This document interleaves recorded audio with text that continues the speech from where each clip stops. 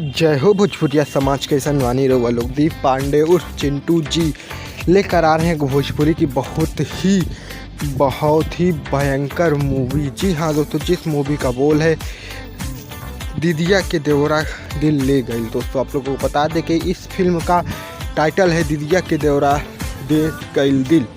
तो सुपरस्टार प्रदीप पांडे के जितने भी फैंस हैं उनके इस मूवी को अपना बहुत सारा प्यार और आशीर्वाद दीजिएगा। दोस्तों आप लोगों को बता दें कि सुपरस्टार प्रदीप पांडे की यह मूवी का ट्रेलर बहुत ही जल्द हम लोगों के बीच में लॉन्च किया जाएगा। दोस्तों सुपरस्टार प्रदीप पांडे इस फिल्म में नई लुक के साथ मिलेंगे और दोस्तों सुपरस्टार प्रदीप पांडे के जितने भी चाहने वाले फैंस हैं उनके इस मूवी के ट्रेलर को अपना बहुत सारा प्यार और आशीर्वाद दीजिएगा। और दोस्तों साथ में ही हमारे चैनल को सब्सक्राइब कर दें, क्योंकि भोजपुरी ट्रेंडिंग न्यूज़ सबसे पहले आपको हमारे चैनल पर मिलती है। फिर मिलते हैं नेक्स्ट वीडियो में। जय हिंद, जय भारत।